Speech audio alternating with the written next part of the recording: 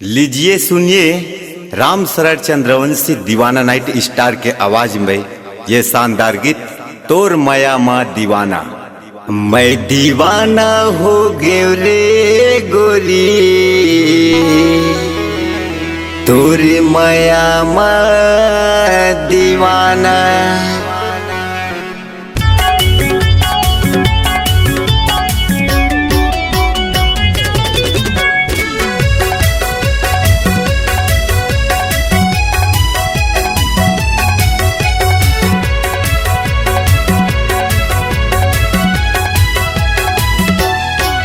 मैं दीवाना हो गयो रे गोरी तोर माया माँ दीवाना। मैं दीवाना हो गयो रे रानी तोर माया माँ दीवाना। कैसे कैसे मोला लागे कैसे कैसे मोला लागे काय करो ते बताना वो। मैं दीवाना हो गयो रे गोरी तोर माया माँ दीवाना। मैं दीवाना हो गयो रे रानी तोर माया माँ दीवाना।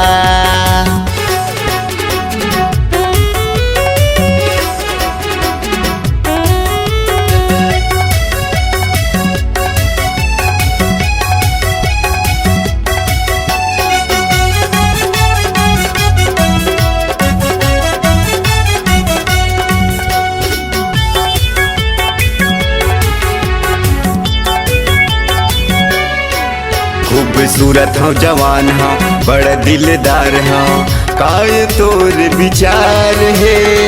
आजा मोर बैहा माया जा अड़बड़ तोर ले प्यार है।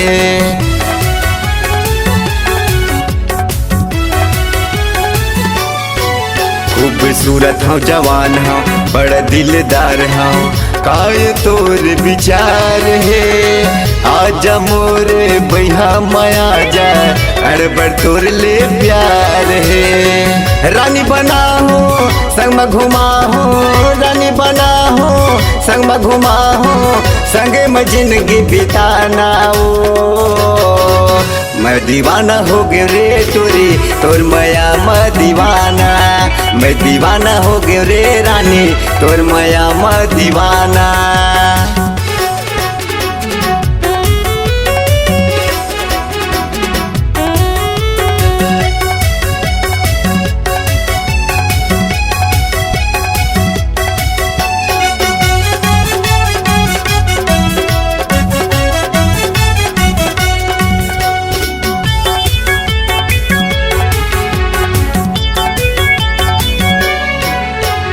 माया के झूलना मा तोला गोरी तोला मैं झूला हूँ। माया दे दे माया ले ले मन ला तोर रंगा हूँ।